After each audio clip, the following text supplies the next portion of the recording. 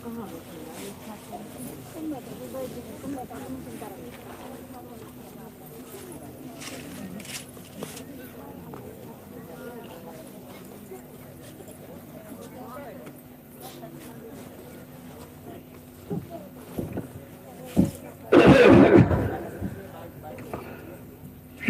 चलो जल्दी चलो,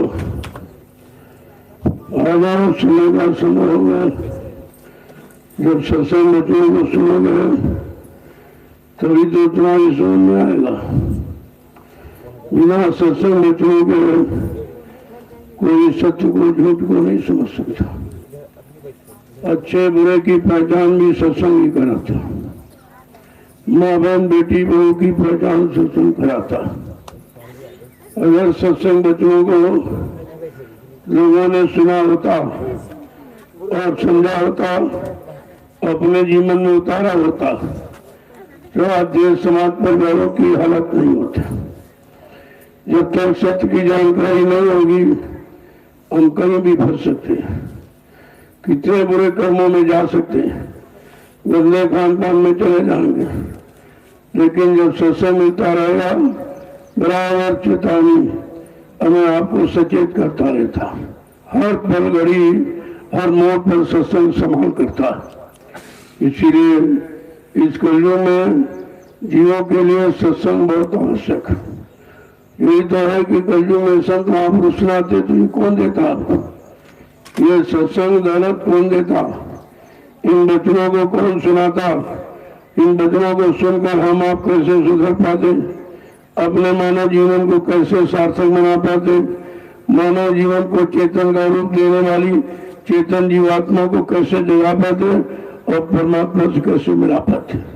कितनी बड़ी चीज होनी थी, लेकिन हम आप उनको समझ नहीं पाते। न उनको जाना, न माना, न पहचाना। ये कितनी बड़ी भूल हो गई। इसलिए जब अवसर मौका मिला करे तो सत्संग की भूख प्यास रखा करो। सब छोड़कर रह जाओ, वो तुम्हारा जो उधर का काम सत्संग से वो भी बन जाएगा। सत्संग में आने में कोई नुकसान नहीं होता, बल्कि तरह तरह की संभाल होती है। कौन सी घड़ी आपकी खतरनाक है जिनमें दुर्घटना होने वाली या कोई जानलेवा बीमारी आ जाए या कहीं अचानक तुम्हारी दुर्घटना होकर जान चली जाए, ये सब चीजों से सत्संग बचाता है। इसीलिए कहा जब सत्संग में आओगे तुम्हारा कोई नुकसान नहीं होगा किसी भी तरह का, क्योंकि ये संभाल की चीज है। तो ये कोई वचन दो, जब सावधानी का साथ सुनोगे तब हम सब आप अपने इस मानव जीवन को सार्थक बना सकते हैं। अन्यथा और कोई रास्ता नहीं। कितने युगों से लोग पूजा पाठ कर रहे हैं, लेकिन न देवी मिला न देवता मिला। आपने किसी को देखा नहीं। ये सब सुना सुनाई, ये काल्पनिक जो विचारधारा लोगों ने यहाँ पर पैदा की है, उसी में हम सब लोग घुसे रहे और वास्तविकता हकीकत को जाना ही नहीं।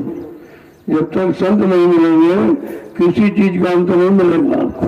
संत का मतलब यही है जो सबको अंत बता दे, और सबको अंत इस काल माया देश से है, ये सबसे अंदर नीचे है और ऊपर वो अंत है, वो सतयुग शिक्षण पहुंचा दे, ताकि हम सब लोग अपने मानव जीवन को सुचारू रूप से चला सके। मानव जीवन का अर्थ समझ सके कि परमात्मा ने हम सबको ये मानव शरीर क्यों दिया, क्या जरूरत थी इसकी।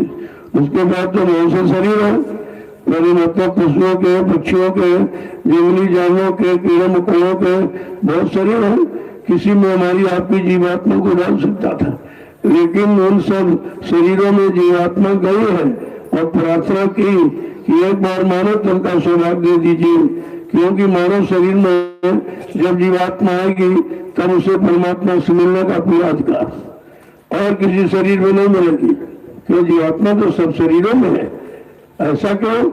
किसी कोई शरीर एक तत्व का है, कोई दो तत्व का है, कोई तीन तत्व का, कोई चार तत्व का, लेकिन ये पंचभौतिक शरीर है। ये मानव शरीर पंचभौतिक पांचों तत्वों से क्षितिज पावक गगन शरीरा पंच तत्व रखी शरीरा। परमात्मा ने इन 5 मसालों को मिलाकर जल, पृथ्वी, अग्नि, वायु, आकाश इन 5 मसालों को मिलाकर अपनी विचित्र कारीगरी से इस मनुष्य मंदिर को तैयार किया और इसे में अपनी चेतन जीवात्मा को बैठा दिया। लोगों कितना सच्चा मंदिर, इसमें जीवात्मा है और ईट पत्थर वाले में तो जीवात्मा है नहीं। वो तो आपने नकली मंदिर और नकली मूर्त नकल में पड़े रहे, असल से दूर होते रहे और इतना पड़े रहे कि उसी में फंस गए। अब तुम्हें कोई सच्ची अच्छी बात बतावे तो तुम्हारी समझ में नहीं आता। सच्ची अच्छी बात बताने को कहते हैं ये धर्म को नहीं मानते, ये भगवान को नहीं मानते, ये खुदा घाट को नहीं मानते, ये देवी देवताओं को नहीं मानते। जबकि सच्ची मान्यता यही है जिसका तुमको साक्षात्कार हो जाए, अच्छा यानी सही दर्शन जिसका हो जाए तभी तो तुम संतुष्ट हो गए। लेकिन ये कल्पना में सब फंस गए बेचारे। जो था सब चला गया, जीवन से जो बचा है उसके लिए महापुरुष कहते हैं भाई चलो गई सो गई और रही वो संभालो, वो ये भी जाने वाली है। तो अब तुम संकल्प ले लो, चलो जो समय निकल गया, सोचो की पूंजी निकल गई, उसकी परवाह मत करो। लेकिन अब शेष जीवन जो बाकी है उसमें संकल्प कर लो कि अब लो नसानी अब ना नसैया। जो समय वक्त घड़ी चली गई, सोचो की पूंजी नष्ट हो गई भोगों में, लेकिन अब समझ हो गई है, सत्संग मित्रों से सही रास्ता सही जानकारी मिल गई।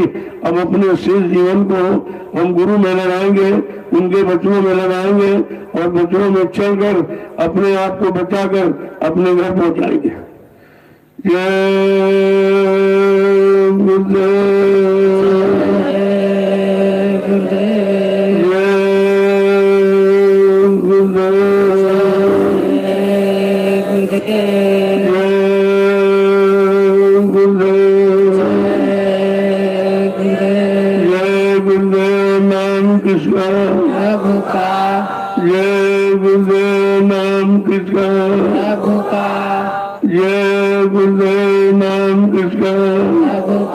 प्रभु का प्यारा नाम है गुरुदेव। समृद्धाता दयालु पूज्य स्वामी जी महाराज आज के इस प्रातःकालीन नैमिषारण की तपोभूमि पर लघु सत्संग में सम्मिलित होने वाले समस्त गुरु प्रेमी जनों, जीव का बड़ा सौभाग्य होता है तब ये घड़ी मिलती है। पुण्य पुण्य बिन मिले न संता, संत बिना सूझे नहीं पंथा। बिना पुण्य कर्मों के संस्कार के संत महात्मा नहीं मिलते। इसलिए 3 युगों से ये तैयारी कराई गई कि तुम पुण्य कर्म, तुम अच्छे नेक भलम करते रहना।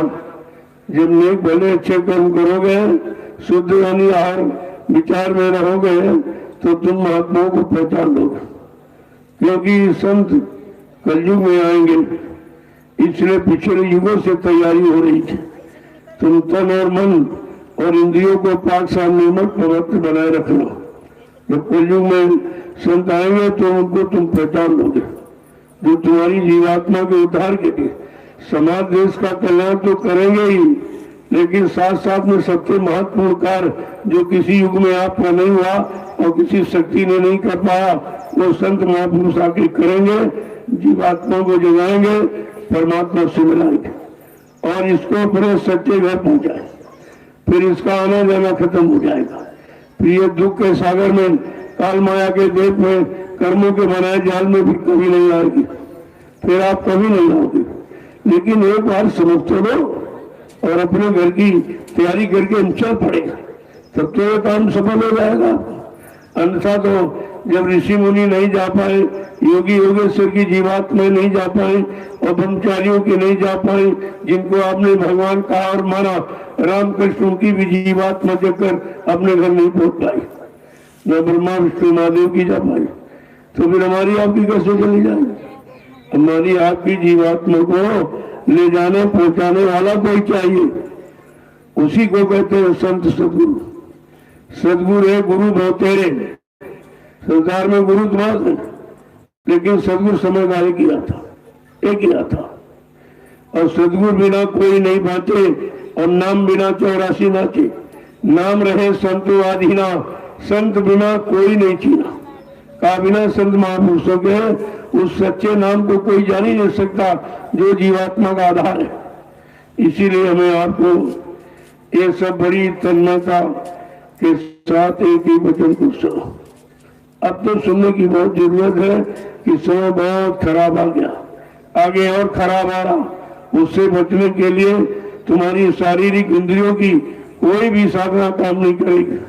वो शरीर इंद्रियों तक सीमित है, जीवात्मा से उसका कोई मतलब नहीं है। इसलिए समय का लाभ उठा लो। संत महापुरुष बिना बुलाए आ गए और बिना मांगे आपको दे रहे हैं, लेकिन यहाँ कोई जीव ऐसा नहीं है जो उसको ले ले।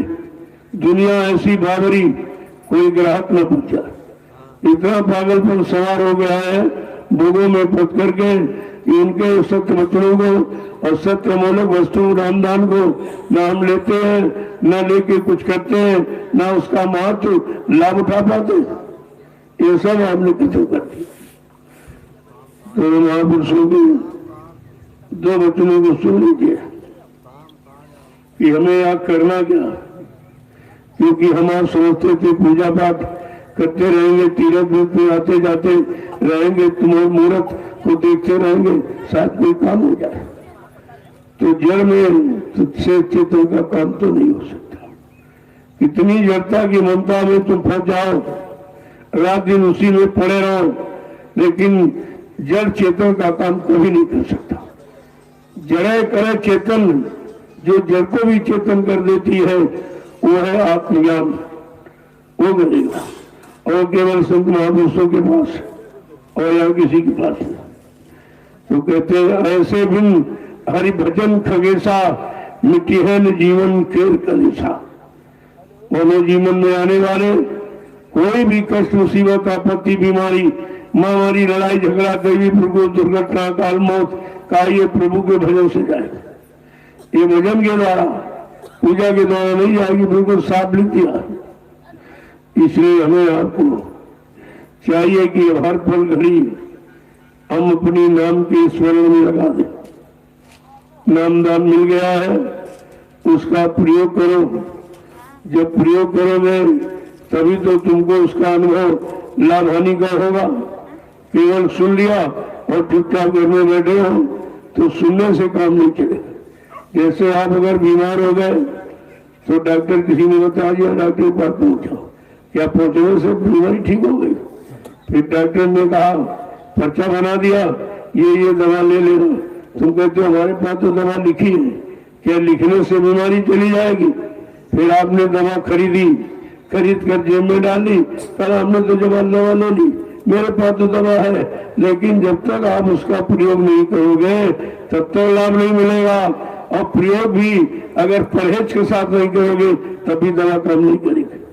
ठीक इसी प्रकार ये संतों की नाम औषधि और नाम जड़ी बूटी और नाम रसायन, जब तक हम इसका प्रयोग नहीं करेंगे परहेज के साथ, मन बुद्धि चित्त को रोककर, यानी जब इसका प्रयोग करेंगे तब ये हमारे काम आएंगे। ऐसे काम बनता। अब ये थोड़ी कि सुनाने सुन लिया दूसरे को सुनाने लगे। अरे जब तुमने सुनकर अपना काम नहीं कर पाया तो दूसरे को सुनाकर क्या तुम उसका काम कर दोगे? पहले अपना काम करो। जब तुम्हारा हो जाए और गुरु का आदेश मिल जाए तब दूसरे का भी कर दीजिए। लेकिन पहले दौलत नहीं इकट्ठा। जिसके पास खजाना होता है वही दान कर सकता, वही दूसरे को दे सकता। तो जब बच्चों को सुनोगे तब तुम्हारी समझ आ जाएगा कि महापुरुषों ने क्या कहा और क्यों ऐसा कहा और इस पर क्यों इतना जोर दिया, लोगों को क्यों इतना मतलब यानी समझाने का प्रयास किया। तो क्या कह रहे हैं और किसी से नहीं कह रहे, अपने मन से। और मन हमारे सबके पास, तो हमको भी सबको अपने मन को समझाना चाहिए। मन को जगाओ और जगा करके और इन बच्चों में लगाओ इसको, और लगा करके अपने घर की जाने की तैयारी करो। ऐसे सुनने सुनाने से काम नहीं चलेगा, लिखने पढ़ने से काम नहीं चलेगा, काम करने से होगा। तो कि महापुरुषों ने कहा क्या, तुम अपने मन से कहो, ऐ मन तूने बहुत कुछ कर लिया, जो जो किया उससे कुछ नहीं मिला, बल्कि जो जीवन की शक्ति ताकत थी शरीर की वो भी तूने खो दी। अब तुम ऐसा कर कि थोड़ा भजन कर ले, जिससे काम बनेगा तेरा, तो भी अपने सच्चे घर मंडल मुकाम को पहुंच जाएगा तृप्ति धाम में, और जीवात्मा तू भी अपने सच्चे घर सतयुग सचखंड अनादि धाम प्रभु धाम को पहुंच जाएगी। लेकिन तू पहुंचेगी कैसे?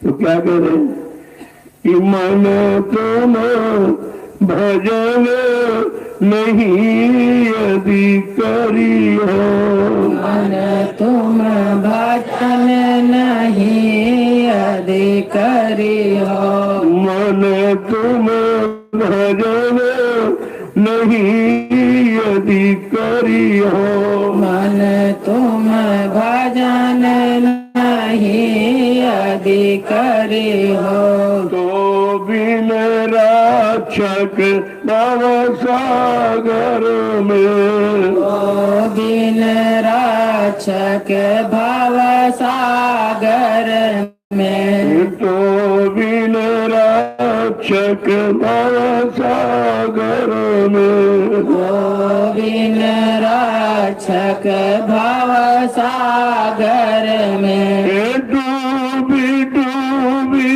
के मरी हो, डूबी डूबी के मरी हो, मन तुम भजन नहीं यदि करियो, मन तुम भजन नहीं यदि करियो, क्या समझा के करें?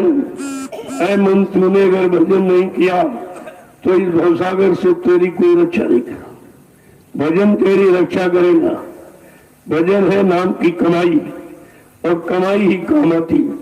जैसे तुम मन बुद्धि चित्त शरीर को लगाकर ये दाम की कमाई करते हो तो संसार का शरीर का काम आपका हो रहा। इसी तरीके से जब संत महापुरुषों ने जो नाम की कमाई का इशारा किया, जब हम मन बुद्धि चित्त को रोककर नाम की कमाई करेंगे तो हमारा उधर का काम शुरू हो जाएगा। देखो, दोनों काम की जानकारी दाम पर निर्भर है। इधर है संसार में दाम, उधर अध्यात्म है नाम। दाम को भी समझो और नाम को भी। लेकिन जब अध्यात्म को समझ लोगे तब तुम्हारा दाम भी वो सही जगह लगा करके उससे तुमको परमार्थी लाभ दिला देगा। तब तो आपको धन की कमाई भी सार्थक हो जाएगी। बाकी तो सब खत्म हो रही है। खाने में, पीने में, सजाने में, गिलाने में, सब तुम्हारा इसी में तो जा रहा। तुम्हारे पास कुछ नहीं बचेगा। यहाँ सब खत्म हो जाएगा। इसको खत्म करने से तुम कोई परमार्थी लाभ भी प्राप्त नहीं कर सकोगे और सारे जीवन की दौलत चली जाएगी। तो कहा, अगर सारे जीवन के दाम की कमाई को अगर सार्थक बनाना चाहते हो तो संत महापुरुषों के हुक्म और आदेश को मानो और सही जगह वो तुम्हारा लगा देंगे तो जीवन भर की ये शरीर इंद्रियों की कमाई भी काम आ जाएगी। और जो आपने मन बुद्धि चित्त को रोककर जो नाम की कमाई की है वो भी तुम्हारा काम हो जाए। दोनों दाम, दोनों पूंजी तुम्हारी सुरक्षित हो जाए। इधर नाम की कमाई, उधर नाम की कमाई। कहते अगर ये नहीं किया तो ऐसे भवसागर में गोते लगाते रहोगे, मरते रहोगे, जन्मते रहोगे, जन्मते रहोगे, मरते रहोगे। ये गोता लगाना है बार बार इसी संसार सागर में। आगे क्या कह रहे हैं कि बहु दुख भोगी मनुज तन पायो, बहु दुख भोगी मनुज तन पायो, बहु दुख भोगी मनुज तन पायो, बहु दुख भोगी मनुज तन पायो, फिर 84 फिरी हो, फिर 84 फिरी हो, फिर 84 फिरी हो, फिर 84 फिरी हो, मन तुम भजन नहीं यदि करी हो, मन तुम भजन नहीं यदि करी हो, तो बिन राक्षक भव सागर में, योगिन राक्षक भव सागर में, डूबी डूबी के मरी हो, डूबी डूबी के मरी हो, मन तुम भजन नहीं यदि करी हो, मन तुम भजन नहीं समझा के कह रहे हैं। बहुत दुख पाया, जिन जिन योनियों में गया वहां दुखे दुख उतारा, क्योंकि सब योनियों में भोग है और भोग ही रोग दुख का कारण होता है। कहते कि बहुत दिन भोगा, 84 में गोते लगाए, जब ये मानव शरीर मिला है, अरे अब कुछ जाग ले, चेत ले, अपना असली काम कर ले, जिस काम के लिए मानव शरीर मिला।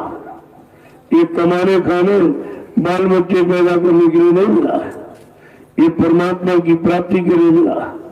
अगर वो न मिला तो मानव जीवन व्यर्थ में चला जाएगा।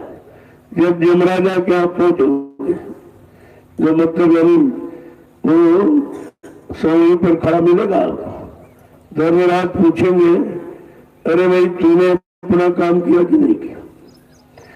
अब हम अपना काम अभी तो जान ही नहीं पाए, क्योंकि इस संसार में तुम्हारा कोई नहीं है, तुम्हारी सिर्फ जीवात्मा है। शरीर भी किराए भाड़े का, ये भी काल का है। शरीर के लिए जमीन, दुकान, मकान, बाल बच्चे, पति पत्नी बनाए, ये भी काल के। यहाँ दयाल का कुछ नहीं, दयाल की केवल चेतन जीवात्मा है। अगर आपने चेतन जीवात्मा से काम नहीं किया तो फिर दयाल देश कभी पहुंच नहीं सकते। ये रुपया पैसा धन दौलत इकट्ठा करके थोड़ी आप दयाल देश में पहुंच जाओगे, ये तो काल का सामान है। तो जीवन भर तुमने अज्ञानता में इसी को इकट्ठा किया, इससे क्या मिला? कोई दुख गया, कोई बीमारी गई, कोई तकलीफ मुसीबत आपकी दूर हुई, कोई शंका संदेह गया, कुछ और बढ़ गया, गया नहीं बल्कि और बढ़ गया। तो कितना नुकसान हमने अपने जीवन का कर लिया। इसी में लगे रहो, आज भी लगे हो। जो जिनको वचन नहीं मिले वो आज भी लगे पड़े, रात दिन उसी की चिंतन में पैसा पैसा पैसा पैसा। और पैसा क्या है? यहाँ का आदान प्रदान, वस्तुओं के आदान प्रदान का माध्यम पैसा। लेकिन जीवात्मा का तो इससे काम आप कोई नहीं कर सकते। हाँ, ये पैसा अगर संत महापुरुष मिल जाए और परमार्थी सेवा में लगा दे तो आप इसका लाभ उठा सकते। क्योंकि जो तुम्हारे गाड़ी कमाई से जो निर्माण हो जाएगा तुमको तो लाभ मिलेगा ही, लेकिन जो भविष्य में आने वाले लाखों लोग इसका लाभ उठाएंगे, ये तुम्हारा परमार्थी लाभ होगा। आगे समझा के क्या करें कि कुछ बन गया पाप यदि तन से, कुछ बन गया पाप यदि तन से, कुछ बन गया पाप यदि तन से, कुछ बन गया पाप यदि तन से, नरक कुंड में परी हो, नरक कुंड में परी हो, नरक कुंड में परी हो, नरक कुंड में परी हो, मन तुम भजन नहीं यदि करी हो, मन तुम भजन नहीं यदि समझा के करे। अगर शरीर से कोई पाप हो गया और निश्चित है होगा, जो जानकारी नहीं, हम पाप पुण्य समझते ही नहीं है, पाप पुण्य की अच्छे बुरे की पहचाने नहीं है, तो ये सब कुछ हो सकता है। कहा कि यदि कुछ बन गया तो नरक कुंड में चले जाओगे। यहाँ तो सब कुछ पाप ही किया, पुण्य को जाना ही नहीं, पुण्य को समझा नहीं, पुण्य क्या है ये किसी ने बताया नहीं। तो हम सब नरक की तैयारी तो कर रहे, सब तरह पूरी तैयारी नरकों में जाने की है। तो बताओ मानव शरीर क्या नरक में जाने के लिए मिला है? वो लिख रहे बड़े भाग मानुष तन पावा सुर दुर्लभ सदग्रंथन गावा, कि बड़े भाग्य है जिनको मानव शरीर मनुष्य मंदिर मिल गया।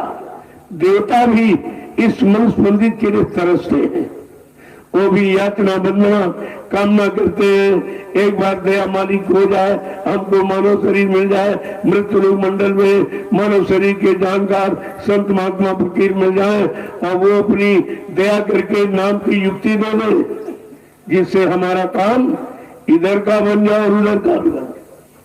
देखो क्या कह रहे हैं, आगे क्या कह रहे हैं समझा के। जम के दुख बहु पई हो, जम के यहाँ दुख बहु पई हो, यम के यहाँ दुख बहु पई हो, यम के यहाँ दुख बहु पई हो। बरबस जरी हो मरी हो, बरबस जरी हो मरी हो, बरबस जरी हो मरी हो, बरबस जरी हो मरी हो। मन तुम भजन नहीं अधिकारी हो, मन तुम भजन नहीं अधिकारी हो। अगर भजन नहीं किया, बात साहब निर्मल पवित्र नहीं हुए, चरित्र को संभाल के नहीं रखा, तो कहते यमराजा बहुत दुख देगा। वो पूछेगा तुझे जीवात्मा तूने मानव शरीर मांगा था, क्योंकि तू सारी योनियों में मन के साथ लगी रही, देखती रही, तूने उसका प्रयोग भोग तो नहीं किया है, लेकिन देखती बराबर रही कि ये मन बार बार ऐसे कर्म क्यों करता है, इन योनियों में आना पड़ता। वो सब देख रही, सब देखा कि जन्म मरण यानी पैदा हुआ मर गया, पैदा हुआ मर गया, ये तो सिलसिला कभी बंद नहीं होगा। जब तक कर्मों की जानकारी नहीं होगी, किस कौन से कर्म करके हम बार बार जन्म लेते मर जाते हैं, कौन सा ऐसा सत्कर्म करके हम हमेशा के लिए जीवन से ही छुटकारा पा जाते, न कभी जीवन मिलेगा न कभी मौत आएगी। ऐसा कर्म कौन सा, तो क्या कह रहे हैं कि दारा सुत हित काम नहीं है, दारा सुत हित काम नहीं है, दारा सुत हित काम नहीं है, दारा सुत हित काम नहीं है। माई बाप गो रही है, माई बाप को हो रही है, मन तुम भजन नहीं अधिकारी हो, मन तुम भजन नहीं अधिकारी हो। जिनके लिए तुमने अपना सारा जीवन समर्पित किया, दारा माने स्त्री, सुत माने बेटा, नाती और पोते, इनके हित में तुमने सारा समय लगाया और अपने हित की बात कभी नहीं सोची, क्या इनसे तुम्हारा हित हो जाएगा। ये सब अपना हित, अपना स्वार्थ, लोभ लालच तुमसे निकाल रहे हैं, लेकिन तुम इतने अज्ञानी हो, तुम अपना लाभ हित के बारे में कभी सोचते भी नहीं कि हमारा लाभ, हमारा काम कहाँ से होगा। और कहते बाद में जब अंत समय आ जाएगा, माई बाप को बुलाओगे, कोई आएगा या कोई तुम्हारे साथ जाएगा। यहाँ से भी हम नहीं समझ पाए कि वास्तव में हमारा कौन है। आगे क्या कह रहे समझा के कि दारुण दुख आने बहु प्यारे, दारुण दुख आने बहु प्यारे, दारुण दुख आने बहु प्यारे, दारुण दुख आने बहु प्यारे। भव सागर कैसे तरी हो, भव सागर कैसे तरी हो, भव सागर कैसे तरी हो, भव सागर कैसे तरी हो। मन तुम भजन नहीं अधिकारी हो, मन तुम भजन नहीं कहते अगर भजन न किया तो बहुत दुख तकलीफ मिलेगी। वह बीमारी महामारी तुमको घेर लेंगी। इनसे छुटकारा दिलाने वाला काल के यहाँ न कोई सामान है और न कोई व्यवस्था है। और कहते भव सागर कैसे तरी, अगर इसी में पड़े रहे, इसी कमाई में जीवन खपा दिया, कुछ आपके पास बचा नहीं, कमाई भी चली गई और शरीर भी चला गया और समय भी, जो सबसे बहुमूल्य मानव शरीर का समय भी आपने गंवा दिया। कहते ये बताओ भवसागर कैसे पार हो? क्या ये रुपए पैसे धन दौलत जमा किया है? क्या इससे भवसागर पार हो जाओगे? जमीन दुकान मकान बनाया, क्या इससे भवसागर पार हो जाओगे? नौकरी व्यापार धंधा मजदूरी की, क्या इससे भवसागर पार हो जाओगे? ये भवसागर पार जाने का कोई साधन नहीं, कोई साधन नहीं है, केवल एक भजन। भजन एक ऐसा रास्ता है जो इधर भी आपको सुरक्षित रखेगा और इधर मन जीवात्मा को, सबको, दोनों को जगा के उनके घर पहुंचा देगा। आगे क्या कह रहे हैं कि रक्षक कौन तुम्हारा होगा, रक्षक कौन तुम्हारा होगा, रक्षक कौन तुम्हारा होगा, रक्षक कौन तुम्हारा होगा। गुरु का पंथ निहरी हो, गुरु का पंथ निहरी हो, गुरु का पंथ निहरी हो, गुरु का पंथ निहरी हो। मन तुम भजन नहीं यदि करी हो, मन तुम भजन नहीं यदि करी। समझा कि तुम्हारा यहाँ कोई रक्षक नहीं, कोई रखवाला, कोई संभाल करने वाला, कोई रक्षा सुरक्षा संरक्षा इबादत करने वाला तुम्हारा यहाँ कोई नहीं। जब तक गुरु का रास्ता नहीं पकड़ोगे, गुरु की तरफ अपना रुख मुख नहीं करोगे, तब तक तुम्हारा जिधर रुख मुख किए हो, जिनको देख रहे हो, अपना मान रहे हो, ये तुम्हारा झूठा मानता, ये झूठी मान्यता, ये तुम्हारी कोई मदद नहीं करे। इनके मदद के बारे में पहले चेतावनी दी गई। संत महापुरुषों ने कहा कि देहरी तक पत्नी का नाता, देहरी तक पत्नी का नाता, पोली तक माँ का नाता है, मरघट तक जाते ये भाई बंधु, पर हंस अकेला जाता है। आपने किसी को साथ जाते देखा? पत्नी मेरी पति साथ गया, पति मेरा पत्नी साथ गई, बेटा मेरा बाप साथ गया, बाप मेरा बेटा साथ गया, भाई मेरा भाई साथ गया। ये तो रोज प्रैक्टिकल आप कर रहे हो, रोज इन आंखों से देख रहे हो।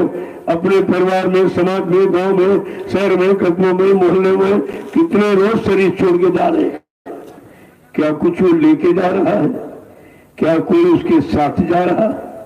तब समझ में आता है जो तुमने जीवन गंवाया इस दौलत को इकट्ठा करने में, वो भी यही छूट गई सब।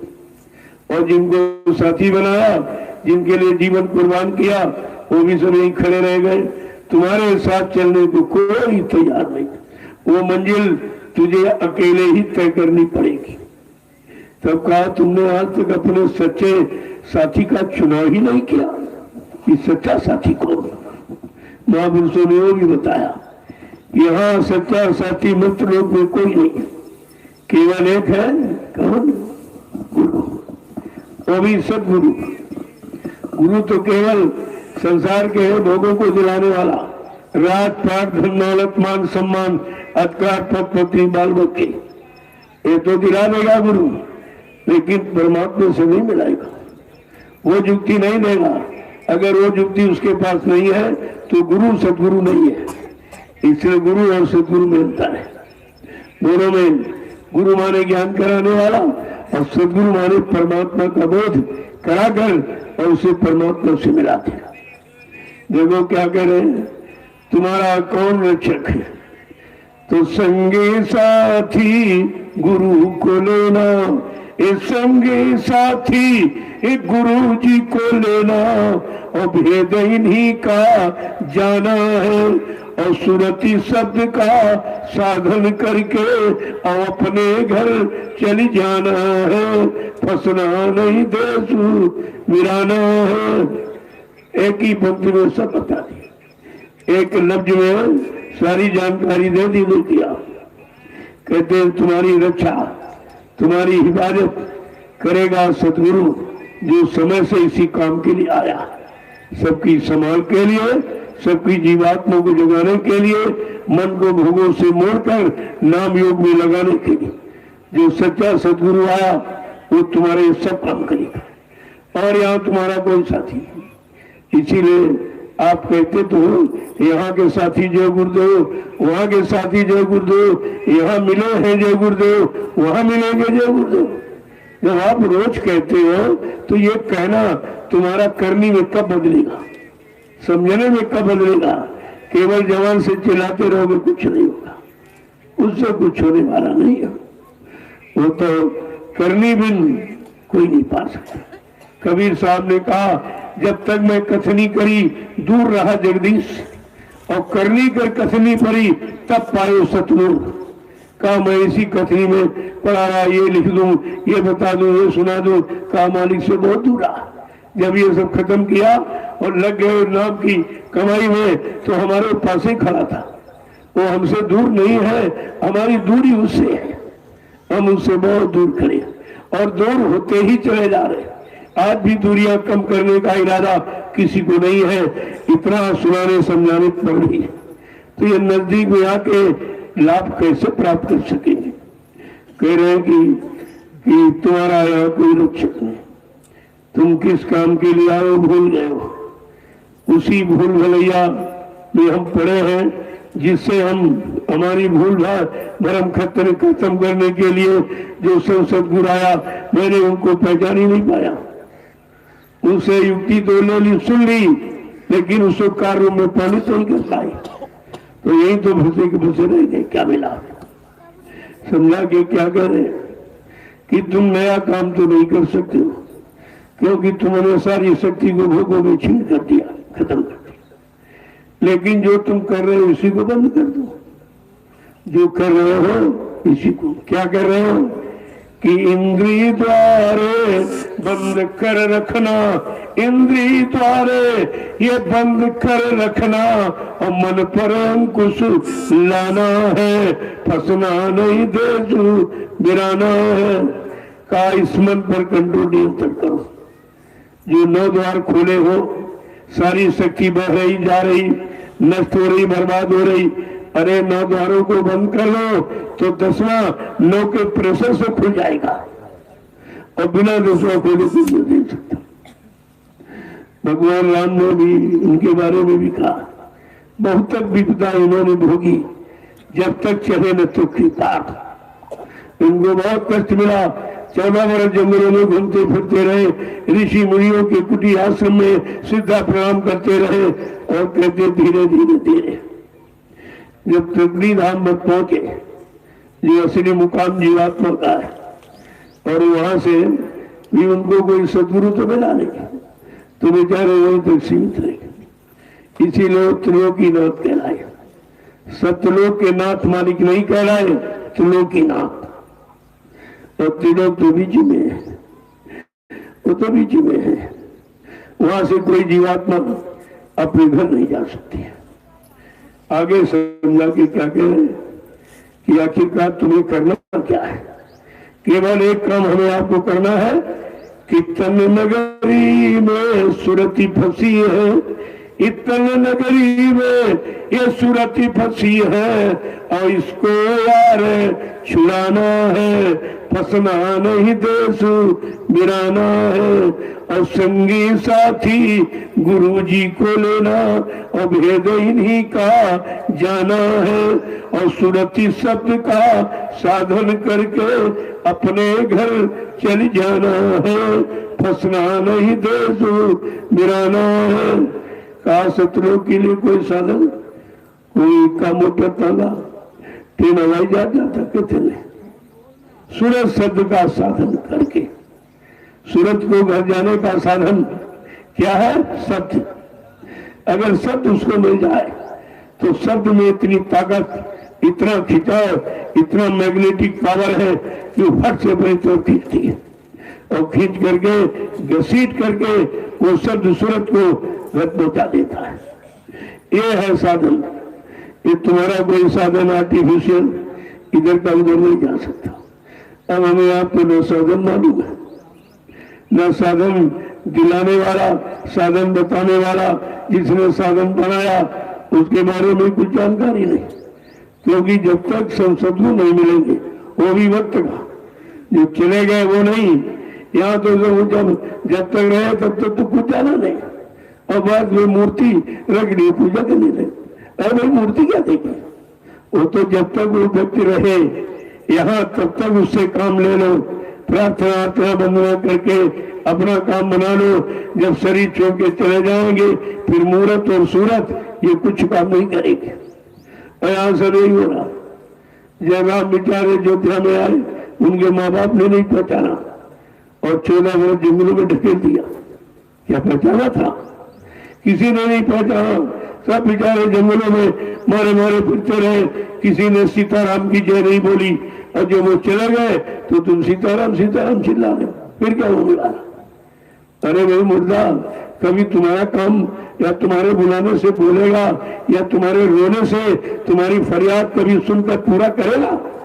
इतनी भी जानकारी नहीं कि हम कहाँ खड़े हैं और कहाँ खड़ा होना चाहिए, और अब भी नहीं जानकारी। यह सब अक्षर जो काले अक्षर किताबों में जिन्होंने पढ़ लिए, रट लिए, लोगों को सुनाने लगे और झूठा अहंकार अपनी बेतुता का करने लगे। तुम्हारा इसमें है क्या? अगर कह दिया जाए कि किताबों में लिखा, इसको छोड़ के बात करो, इसको हटा के बात करो, तो बोल हो जाए, कुछ नहीं बोल सकता। वो किताबों का रटा बोल रहा है। चाहे 4 वेद 6 7 18 पुराण हो, चाहे उपनिषद हो, चाहे मतलब गीता, भागवत, कुरान, बाइबल, गुरु ग्रंथ साहब, कोई ग्रंथ हो, ग्रंथ कभी भगवान से नहीं मिला सकता। एक कागज ये तुम्हें कभी महात्मा नहीं बना सकता। महात्मा बनने के लिए उन महान आत्माओं की तलाश खोज करनी पड़ेगी। जब वो मिल जाएंगे तुम्हारी आत्मा को महान बना देंगे, तब तुम महात्मा कहलाओगे। ये दाढ़ी बार रखकर महात्मा नहीं कहलाओगे। ये तो झूठा है। ये झूठा अभेष जो धारण करता है और झूठा मान सम्मान लेता है, वो सब यानी मतलब अदा करने का कारण बन जाता है। ये भी तुम्हारा भोग कर्म कर्जा ही बन जाएगा, क्योंकि तुम उस लायक तो है नहीं। दाढ़ी का मतलब समझते हो? दाढ़ी रखने का मतलब कि सबने हमने अब सब कुछ अपना सुरक्षित रख लिया। काम, क्रोध, लोभ, मोह, अहंकार, ईर्ष्या, राग, द्वेष, हम इन सब से दूर हो गए, बिल्कुल सुरक्षित कर दिया। कहा हमने ये रखा तो इसका मतलब बनावट ये है, तब तो ये काम करेगी दाढ़ी बात। नहीं तो फंस जाओगे, कई जन्म लेने पड़ेंगे। जिनका मान सम्मान ले लिया, जिनसे सामान ले लिया, जिनका भोजन खा लिया, कोई रुपए पैसे ले लिया, ये सब तुम्हारे भोग का कारण बन जाएगा। फिर हजारों जन्म लेने पड़ेंगे। फिर आपको बैल, घोड़ा, खच्चर, गधा बन करके इसकी पूर्ति करनी पड़े। तो ऐसा काम क्यों करते? क्यों बनावट, दिखावट, सजावट? संत मत में ये है ही नहीं। संत मत बिल्कुल सादा, एकदम सादगी का। और सादगी के लिए महात्मा गांधी ने भी कहा था, सादगी कि सादा जीवन उच्च विचार, simple living high thinking should be our motto. सादा जीवन उच्च विचार, ये हमारा कहावत नहीं, बल्कि हमारा ऐसा विचार होना चाहिए। ऐसा विचार होना चाहिए, तब तो हम कुछ पा सकते हैं। अन्यथा किताबें जीवन भर पढ़ते रहो, अक्षरों को समेट के रखे रहो, तुम कुछ नहीं कर सकते। जैसे अगर गधे पर चारों वेद लाद दिए जाए, क्या गधे को कोई विद्वान कहेगा? कोई कहेगा विद्वान उसको? तो तुमने भी वही काम किया, दूसरों को लिखा, उसको आपने पढ़ा और पढ़ करके जीवन में तो उतारा नहीं, दूसरों को बताने सुनाने में समय खराब कर दिया। और तुम्हारी कमाई थी नहीं, दूसरों की कमाई लुटाओगे और उससे कोई आदान प्रदान करोगे, वस्तुओं का, सामान का, धन का, सम्मान का, ये सब कर्म कर्जा ही बन जाता। तो आपको देना पड़ेगा ये सब। तो यहाँ तो कोई जानकारी नहीं है कि अच्छा क्या है, बुरा क्या है, पाप क्या है, पुण्य क्या है, सुख क्या है, अशुभ क्या है, माँ बहन बेटी बहू क्या, ये सारी जानकारी खत्म। तभी दुखों का पहाड़ हमारे सब पर टूट पड़ा। ये हमारी करनी का फल है। कहा ये क्या बरस रहा? कहते तुम्हारे पाप बरस रहे, बादल बन के बरस रहे। एक बार ये निर्णय लिया गया कि भाई सबसे बड़ा पापी कौन? तो लोगों ने कहा गंगा, क्योंकि सब लोग पाप धोने जाते तो उसके पास पाप जमा हो गया। कल सबसे बड़ी पापी गंगा। जब गंगा से पूछा गया कि आप बहुत पाप कर लेती, सबका पाप धो रही है, कहते हम किसी का पाप नहीं लेती, हम तो ये सब समुद्र को बहा के वो समुद्र को देते, अपने में लेकर के समुद्र को दे देती। जब समुद्र की पेशी हुई, पूछा अरे भाई समुद्र तुम सबसे बड़े पापी हो? कहते कौन कहता? कहा भाई जितना लोग गंगा स्नान करते, नदियों का स्नान करते, ये सब तुम्हारे में तो आती है, तो ये पाप तो तुम्हारे में जमा हो रहा। तो समुद्र कर मैं कौन रखता हूँ? कहा क्या करते हो? कहा मैं भाप बंद करके और लोगों पर बस जिनका पाप उन्हीं पर बरस देता, मैं बादलों में देता हूँ। समुद्र ने कहा मैं भाप बना के बादलों को देता। जब बादलों की पेशी हुई कि यार तुम सबसे बड़े पापी हो, ये सब समुद्र कह रहा हम सारा भाप बना के मानसून बनाकर हम उसी को देते थे। तो बादल कह रहा हम कौन अपने पास रखते, हम तो जिनका पाप है उन्हीं पर बरस देते, उन्हीं पर वर्षा देते। इसलिए अकाल वर्षा, बिना समय की वर्षा हो, बिना समय का आंधी तूफान, ओला पाला तुषार सब गिरने लगे, ये सब हमारे पाप कर्मों की बरसात। जो हमने आपने जैसे पाप किए उसी तरीके से उस पाप का फल मिलने का तरीका। तो वो कितनी बड़ी बात महापुरुष आगे समझा के क्या कह रहे हैं कि अब की खोज किया नहीं सतगुरु, अब की खोज किया नहीं सतगुरु, अब की खोज किया नहीं सतगुरु, अब की खोज किया नहीं सतगुरु, फिर पीछे पछतई हो, फिर पीछे पछतैया, फिर पीछे पछतई हो, फिर पीछे पछतैया, मनो तुम भजन नहीं यदि करी हो, मन तुम भजन नहीं। अरे वो समझा कर किसकी खोज? हमने आपने नौकरी की खोज, व्यापार दुकान की खोज, बाल बच्चे पैदा करके उनकी खोज, ये तो सब आपने की है। लेकिन जीवन को सार्थक बनाने वाले संत सदगुरु की खोज नहीं की, जिनकी खोज करने से ये दोनों तरफ का तुम्हारा बन जाएगा। ये संसार का, शरीर का, समाज का, परिवार का, देश दुनिया का, ये भी बन जाएगा और साथ साथ में जीवात्माओं का उद्धार भी हो जाएगा।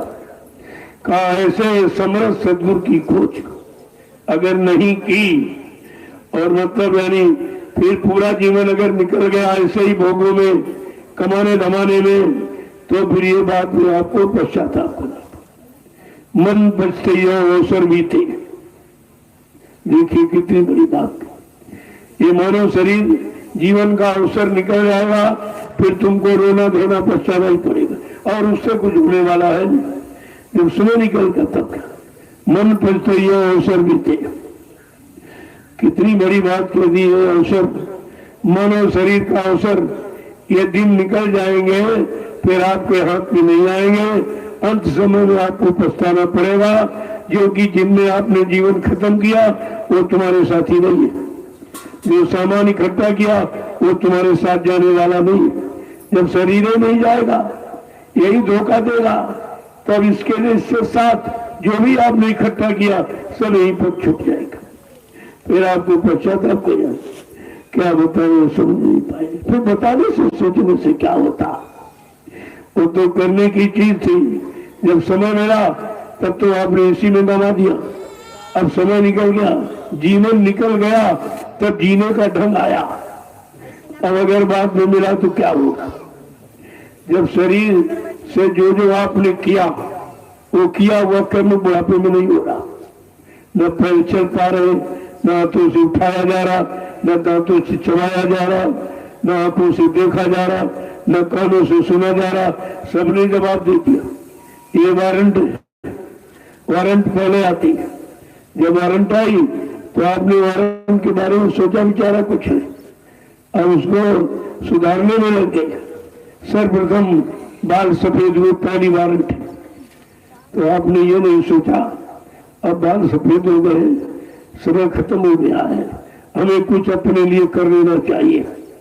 तो ये तो करते नहीं हो, बालों में डाई लगाने लगे, खाली हो जाए, खाली हो। अरे भाई डाई लगाने से क्या काम बन जाएगा तुम्हारा? यानी जो उपचार वो नहीं किया, ये अनौपचार करने लगे। का बाल काले हुए, डाई लगा दी, दिखाई नहीं दे रहा चश्मा लगवा दिया, सुनाई नहीं दे रहा मशीन लगवा दी, दांत नहीं ले यानी डुप्लीकेट दांत लगवा लिए।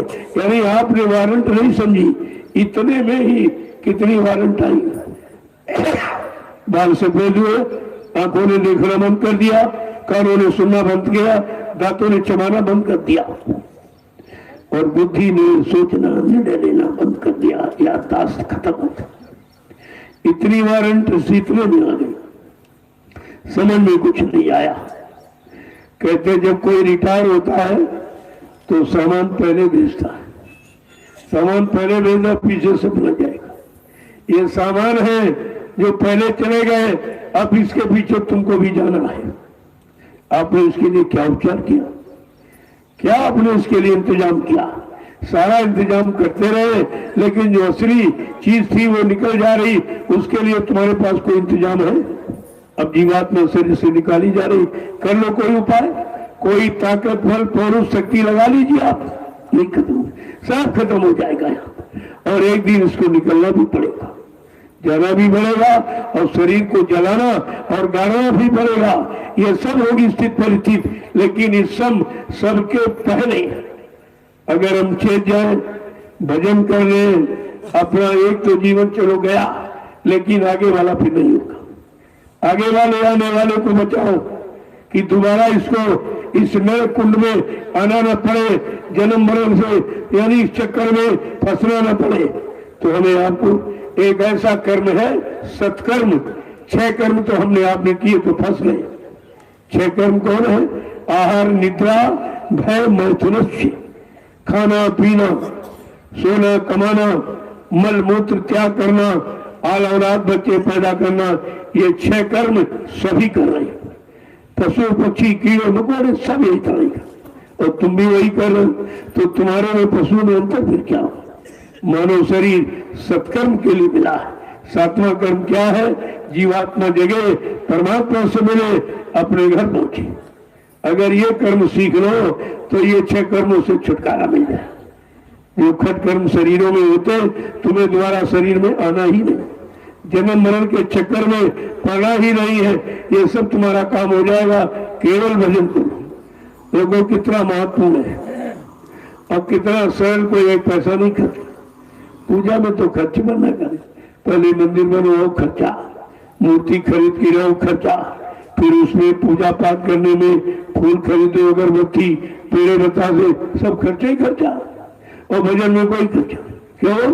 भजन में बना बनाया मनुष्य मंदिर पहले से लगा, और चेतन मूर्ति पहले से लगी। तुम्हें कोई मूर्ति भी नहीं खरीदनी, चेतन मूर्ति जीवात्मा पहले बैठी है। अब आपको पूजा क्या क्या करना? पूजा माने सेवा, पुण्य जा। जब पुण्य के सेवा के दया के भाव पैदा हो जाए, समझ लो वहीं से तुम्हारी पूजा की शुरुआत होती। लेकिन वो भी नहीं समझा, वो पूजा का अर्थ नहीं जानती, पूजा का मतलब क्या है।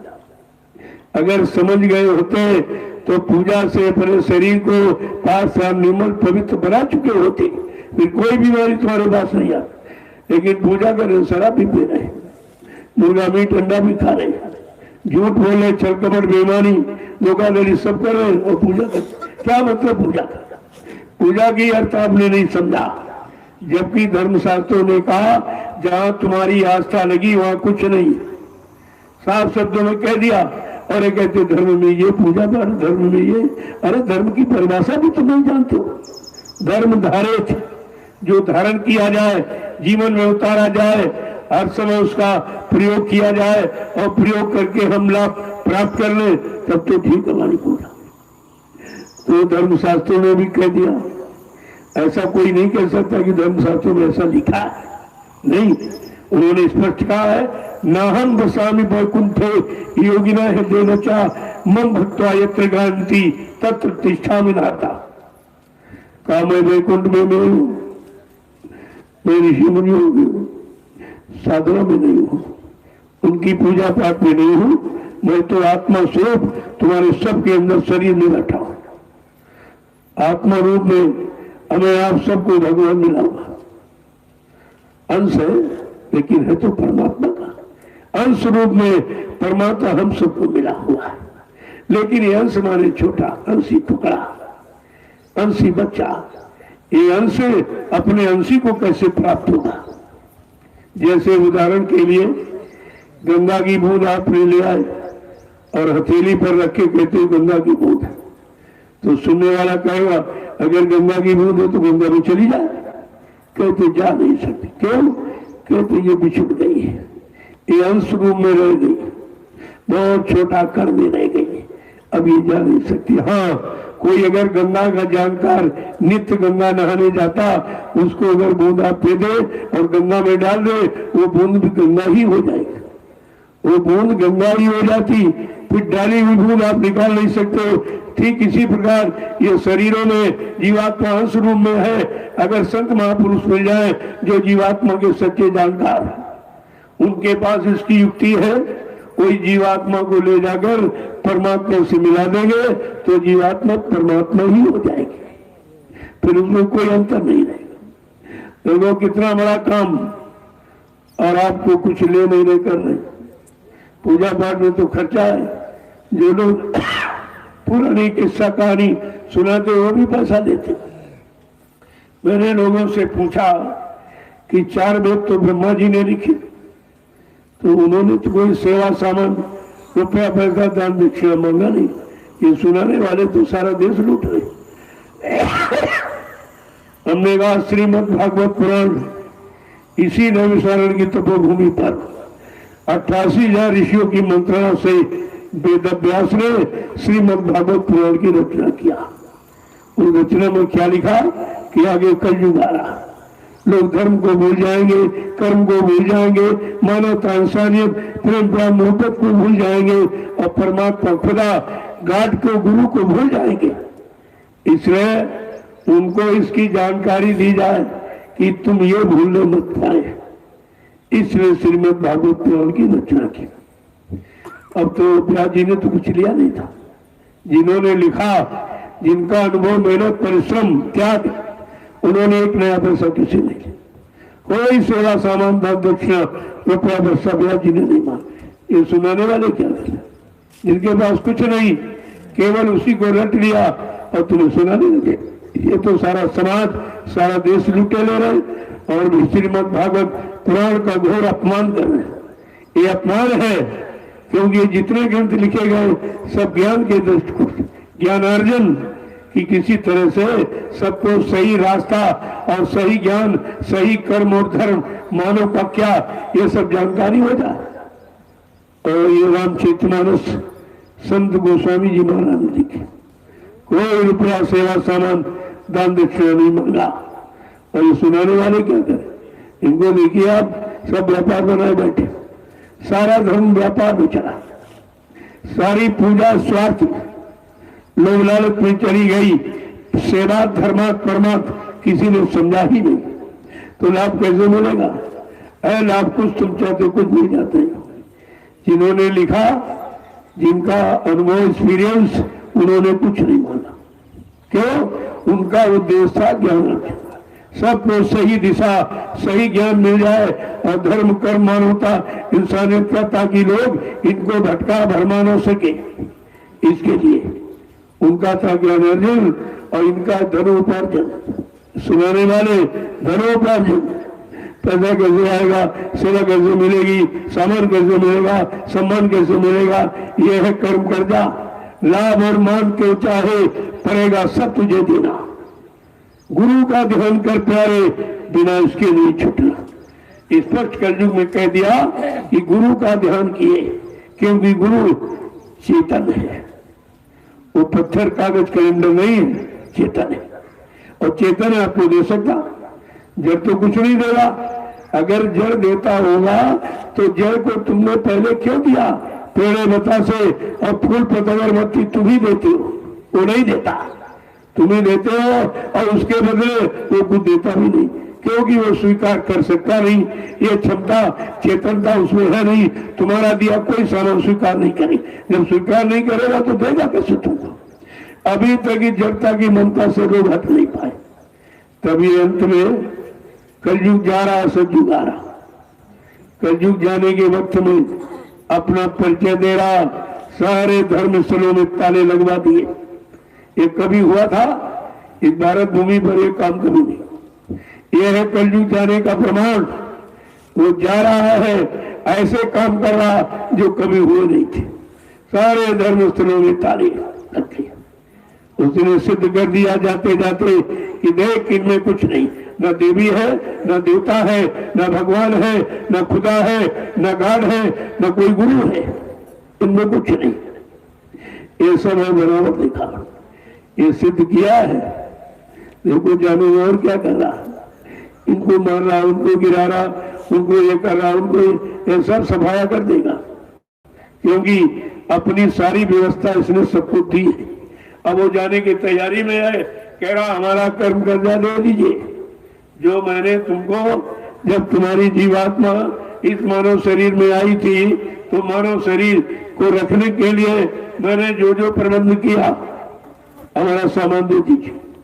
क्या आप कर्म कर्जा चुका सकते हो? रुपए पैसे धन दौलत सामान का तो कर्जा दे सकते, लेकिन कर्म कर्जा कैसे चुकाओगे?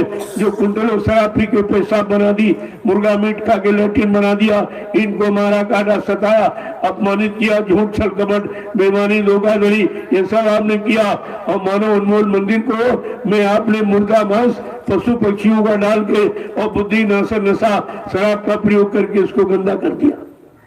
अब ये कर्म कर्जा आप कैसे चुकाओगे? और कलयुग कह रहा मैं जा रहा हूँ और कर्म कर्जा मांगेगा आपसे, आप दे पाओगे?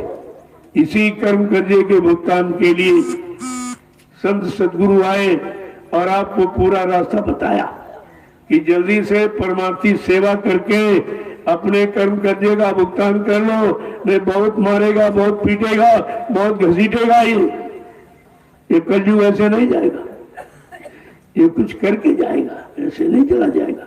कोई अपना घर ऐसे छोड़ता है? तो कलयुग इतने दिनों से रह रहा है, इतना मतलब यानी अब एक महापुरुष कह रहे नहीं तुझे जाना पड़ेगा। इतनी बड़ी क्षमता, इतनी बड़ी शक्ति जिसने कलयुग को यानी चैलेंज कर दिया, तुझे जाना पड़ेगा और तेरी जगह पर सतयुग को आना पड़ेगा। ये किसी ने बलपूर्वक नहीं कहा। ये सब आपको सोचना चाहिए। ये तो शब्द कभी नहीं मिले थे, कभी किसी ने उच्चारण किए नहीं। आज एक कानों में आवाज कैसी पहुंचाई जा रही? नहीं, पहले भी कहा था कि कलयुग जाएगा और सतयुग आएगा, ये कहा। अब क्या कहा जा रहा? कलयुग जा रहा है, सतयुग आ रहा है। बात को समझिए आप पहले। अब जब जा रहा है, जैसे तूफान जा रहा तो पेड़ पौधे मकान सब गिरा था, सब चौपट करता चला जा रहा, तभी तो मानोगे तूफान आया था। अगर कोई नुकसान न हो, कोई नहीं मानेगा तूफान आएगा। अगर तूफान से को रोक दिया जाए और ना आने दिया जाए तो तुम कभी विश्वास नहीं करोगे कि तूफान है भी कि नहीं है। लेकिन ये होगा जरूर। जब होगा तभी तुम मानोगे। जब 60 साल मथुरा में सारे देश में 10 जुलाई 1952 से ये संदेश दिया गया, आने वाली मुसीबत आपत्तियों को बराबर इशारा किया गया, पूरी भविष्यवाणी भी की गई कि आगे ऐसा समय आ रहा इतना खराब होगा जिसमें जीव अपने आप को बचा नहीं पाएंगे। तुम सब हंसी मजाक समझे और कहा बाबा जी तो पागल हो गए, पता नहीं क्या क्या कहते। बात तो सही है। वो दिव्य दृष्टि से देख के कह रहे भूत भविष्य वर्तमान को, और तुम अपने वर्तमान का भी नहीं जानते। अभी क्या हो जाएगा ये भी आप नहीं जानते, ये भी तुम्हारे पास उसकी जानकारी नहीं। फिर है किस बात की? काहे के ज्ञानी ध्यानी विज्ञानी? तुम्हारा विज्ञान दुर्घटना को बता सकता है लेकिन रोक नहीं सकता। मैंने लोगों से पूछा, कहा विज्ञान देखो बता रहा है अब तूफान आने वाला। हमने जब विज्ञान जान गया तूफान आने वाला और तूफान से नुकसान होगा तो तूफान को रोक क्यों नहीं देता? कहना ये नहीं कर सकता, ये काम नहीं कर सकता। इसलिए संतों का विज्ञान कितना विलक्षण अद्वितीय है कि आने वाले समय को वह रोक सकते हैं, पहले बताते, जब नहीं मानोगे तो हट जाते, हट जाएंगे तो जरूर घटना घटित हो जाएगी। तो आपने उनको हटाया, मजबूर किया, ऐसे नहीं हटे, गए कहीं नहीं है, ऐसे हटे नहीं है, लेकिन अपना काम कर रहे। पहले भी काम करते थे, आज भी काम कर रहे, लेकिन तुमने पहले भी नहीं पहचाना और आज भी नहीं पहचान सकते। लेकिन जब काम हो जाएगा तब तुम पहचानोगे, फिर तुम्हारा इतिहास में नाम क्या होगा? अरे भाई काम करोगे तभी तो नाम होगा, तभी को लिखा जाएगा, कहा जाएगा नहीं नहीं इन्होंने समय के पहले ये अच्छा किया, ये अच्छा किया, बच्चों को मान लिया और भजन किया, ध्यान किया, सुमरन किया और सबकी सेवा की और परमार्थी सेवा करके सबको लाभ दिया और अपने को भी लाभ प्राप्त किया। यही तो जानकारी थी, इतने समझा। अब देख ली मुसीबत आ गई तो तुम्हारा विज्ञान बता सकता है लेकिन उसको रोक नहीं सकता, ये ताकत उसमें नहीं। ये संतों का विशिष्ट विज्ञान है, वो कितने साल पहले बताया गया और अभी तक रोके रहे उसको नहीं। और कहा ऐ भविष्य वक्ताओं, तुम विश्व पटल पर भविष्यवाणी सोच समझ के करना, ये परिवर्तन का वक्त है। जो परिवर्तन करने आया है वो भूमिका अपने अनुसार बनाएगा, तुम्हारी सबकी भविष्यवाणियों को रोकवा दिया जाएगा। आज तक किसी की भी सिद्ध नहीं हुई, जितने भविष्यवक्ताओं ने भविष्यवाणी की अभी उनकी सिद्ध नहीं हुई, रुकवा दिया गया है। आगे आने वाले समय में उनको भी सिद्ध किया जाएगा ताकि उनका कोई अपमान न हो, लेकिन काम वो नहीं कर सकते। वो नहीं बता सकते कैसा आएगा, कितना खराब आएगा, कितने करोड़ जीवों को ले जाएगा, ये समय इस घड़ी को नहीं बता सकते। और बाबा जी ने सब बताया, प्रजा बहुत मरेगी जग में, लाशें सड़े पड़ेगी घर में, उठाने वाले मिले न यार, जमाना बदलेगा।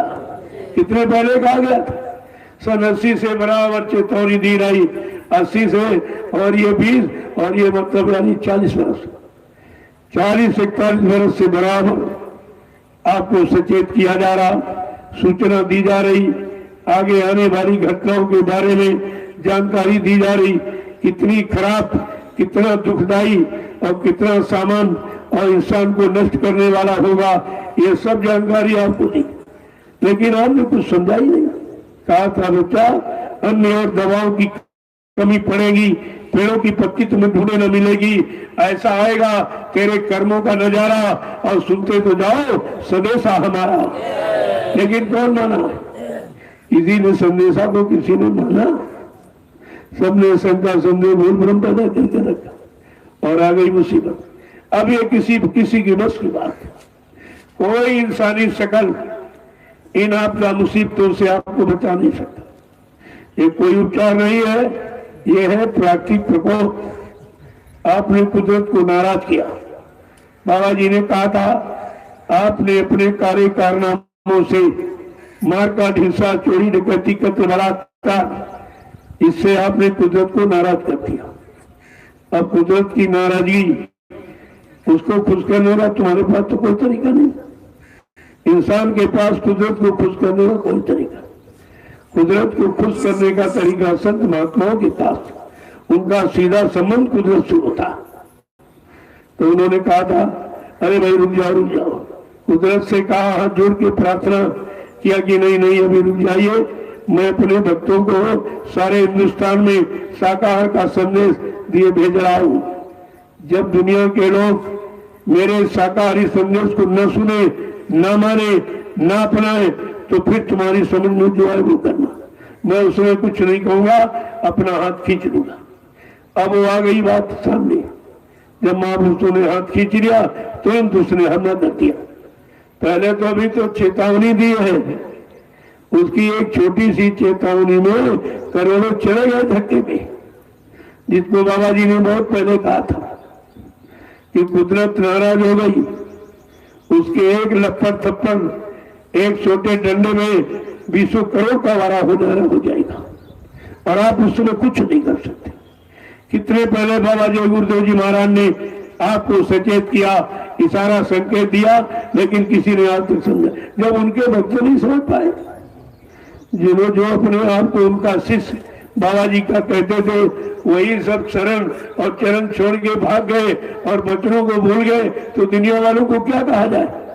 जिन्होंने वचन सुना ही नहीं था, जिन्होंने दर्शन दीदार किया ही नहीं था, उनके लिए उनको तो क्षमा हो सकता, लेकिन तुम्हें क्षमा मिलेगी?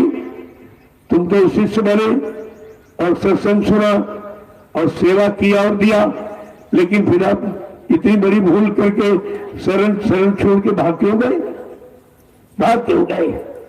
अगर अपनी जगह बने रहते तो तुम क्षमा भी मिल जाती और आगे लाभ पाने के अधिकारी बन जाते, क्योंकि उनका वादा था कि पड़े रहो दरबार में, धक्का धनी के खाओ, कबहू दीन दयाल के भनक मिलेगी काम। तुम दरबार में पड़े रहना, खड़े रहना, अड़े रहना, लेकिन हमने आपने गुरु के आदेश को भुला दिया, उनके बच्चों को भुला दिया। न कोई खड़ा रहा, न पड़ा रहा, न लड़ा रहा, ये सब के सब भाग खड़े, सब भाग गए। कोई इधर चला गया, कोई उधर चला गया, कोई उधर चला। जब आपने शरण छोड़ दिए, वचन भूल गए, तो दया दी जाए तो किसमें दी जाए? अरे पात्र होगा, अब पात्र में पात्रता होगी तभी वस्तु परोसी जाती, ऐसे नहीं। तुमने तो कुछ नहीं किया और किया कर सब बेकार, और फिर तुम वहीं चले गए हो जहां से गुरु ने सत्संग सुना कर हमें आपको निकाल कर सही सच्चे रास्ते पर खड़ा किया था, और काल ने धक्का मारा और फिर तुमको वहीं पर ढकेल दिया। अब फिर सब सारे के सारे फिर वहां पहुंच गए, उसी में फंस गए। और गुरु को जो आपने दिया था दान सेवा भाव से, उसी में फंस गए। जो तुमने सेवा दी थी 60 वर्ष गुरु के हाथ में पकड़ाई आपने, उस सेवा का इन दोनों ने बंदरबाट कर दिया, दोनों ने बंदरबाट कर दिया।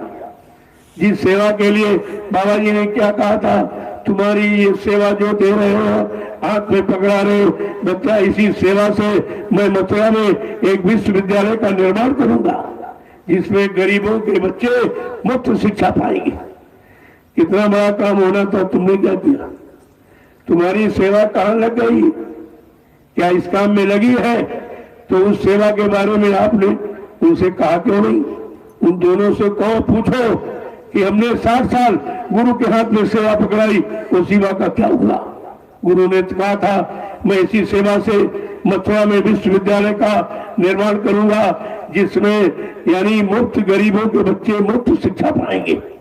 तुमने कितना बड़े उपकार काम को रोक दिया और सब उड़ा दिया, तुम्हारी सेवा का सब उड़ा दिया।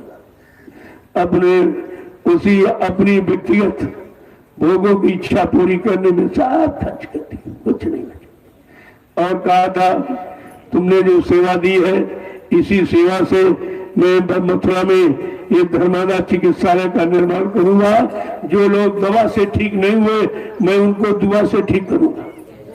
ये सब कहां चला गया? ये गुरु के वचन याद रखते। तुम गुरुमुख हो, तुम गुरु के शिष्य या भक्त प्रेमी कभी कहलाओगे?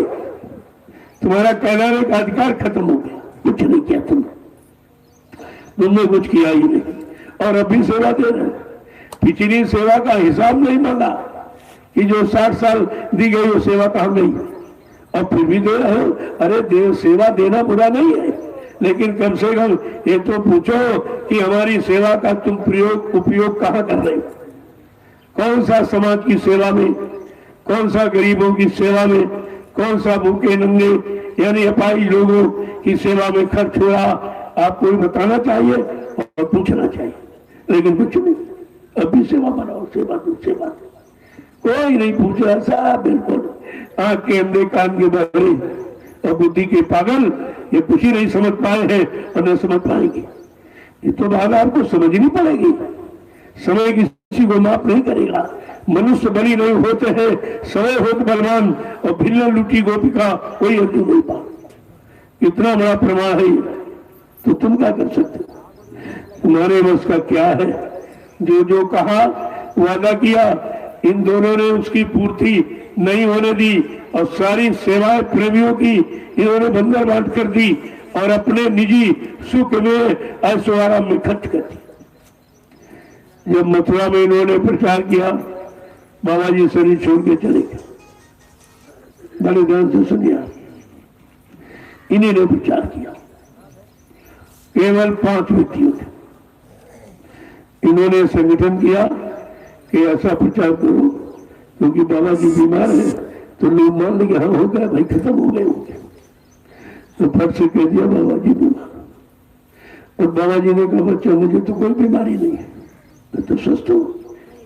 तो क्या कहते, नहीं नहीं आपको बीमारी है, आपको अस्पताल में भर्ती होने की जरूरत। कर क्यों? कहा तुम बीमार होकर, कोई बीमारी नहीं।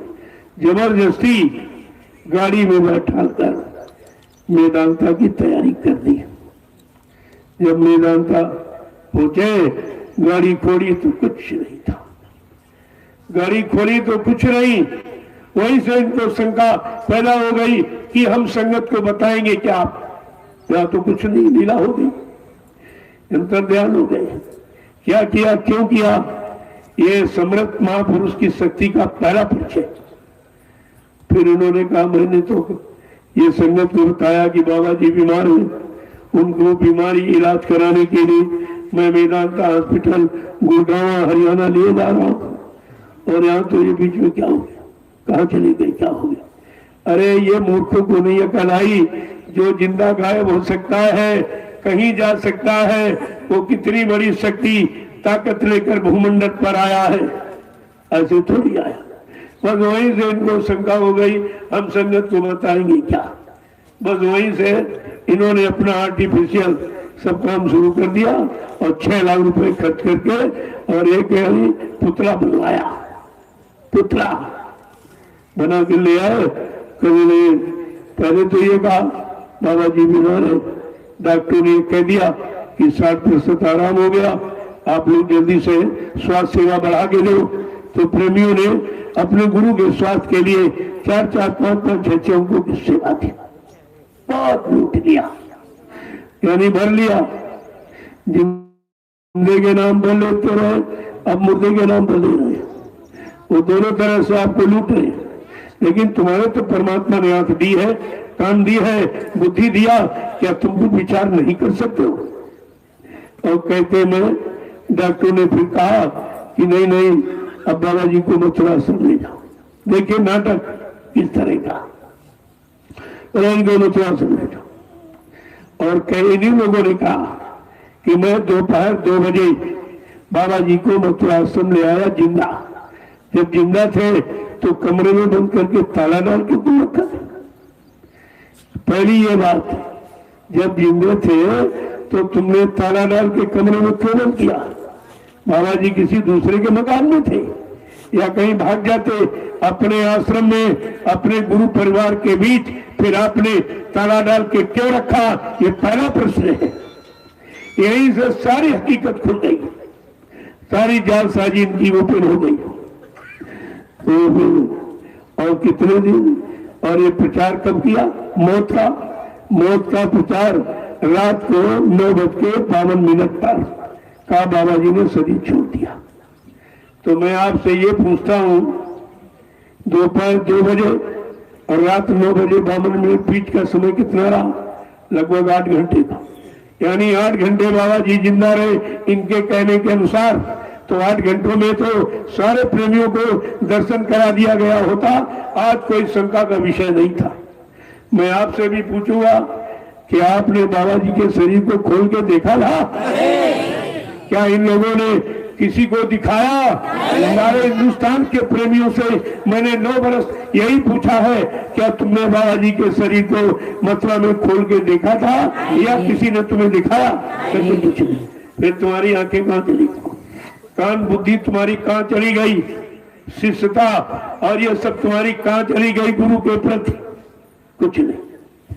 और जब जाना कि लोग मांग करने लगे कि दिखाइए दिखाइए, जो समय पुतले जलाने का निश्चित किया उसके 2-2.5 घंटे पहले ही आग लगा के नामो निशान मिटा दिया।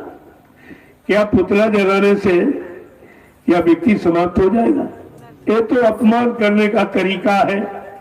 आज भी राजनीति क्षेत्र में किसी का अपमान करना चाहते हो तो मुर्दाबाद के नारे लगाते हो, और बड़ा अपमान करना चाहते हो किसी चौराहे पर उसका पुतला बना के जलाते हो।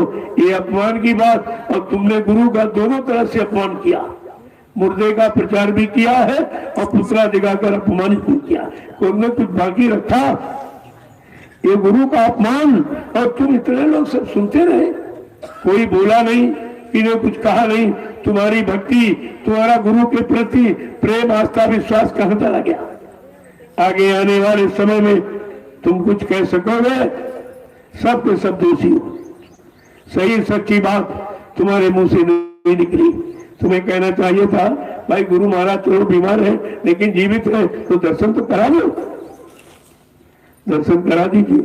ना तुमने कहा ना उन्होंने किया।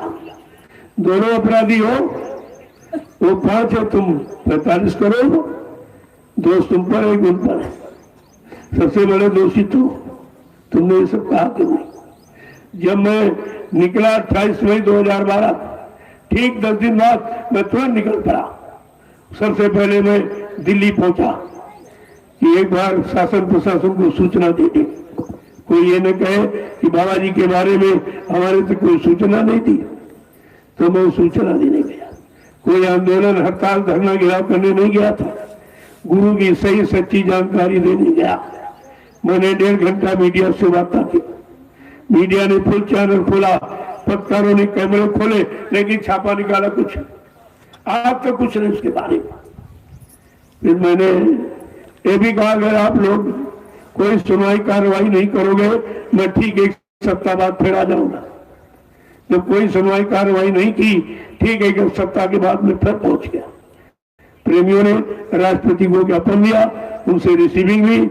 मैं 4 महीने मैंने बैठकर भारत सरकार का इंतजार किया कि बाबा जी की मौत के बारे में भारत सरकार कोई न कोई निर्णय लेगी, लेकिन आज तक कोई निर्णय ही नहीं।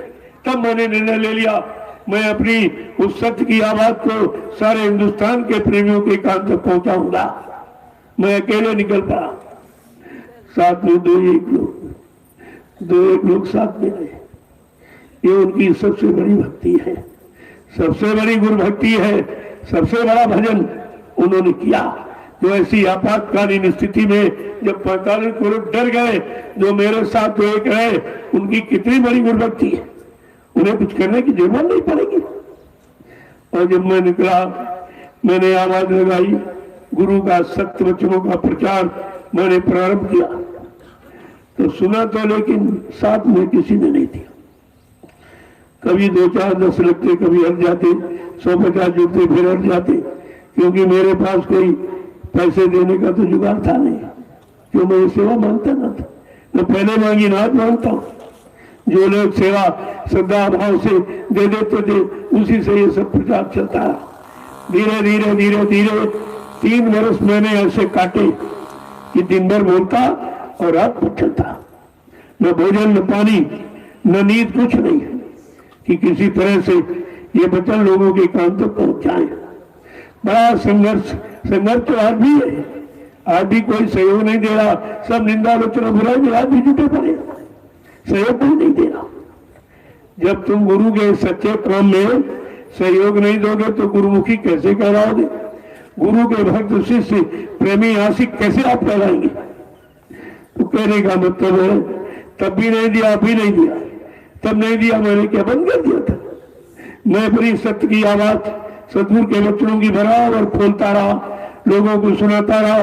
सारे हिंदुस्तान में घूम घूम कर ये 9 वर्ष में ये बगीचा तैयार हुआ जो आज आपके सामने बैठा है। 9 वर्ष इतनी मेहनत की गई, ऐसे थोड़ी हो गया। अरे उन दोनों के पास कोई नया जीव नहीं, वो तो पुराने हैं, वो तो बाबा जी के जगाए हुए सब जीव वहां पुराने हैं। उन्होंने कौन सा एक जीव जगाया? और मैंने ये मेहनत करके कितने लोगों को वापस ले आए कि नहीं, सत्य पकड़ो और सत्य रास्ते को पकड़ो और अपने सच्चित आनंद को प्राप्त करो, अपने सच्चे देश सतलोक सचखंड अनामी धाम पहुंचो। मैंने वहां की तैयारी की बात की, मैंने यहाँ के लिए कुछ नहीं कहा, न कोई रुपया, न पैसा, न मान सम्मान, न कोई पद। मैंने कभी इसकी इच्छा जाहिर नहीं की और न लोगों से इसके बारे में कहा और आज भी नहीं कह रहा हूं, आज भी नहीं कहा। लेकिन सत्य सत्य ही होता है, सत्य की विजय होती है, सत्य को कोई पराजित नहीं कर सकता। आप देख लीजिए धीरे धीरे ये नैमिषारण्य की भूमि सबको बुला लेगी।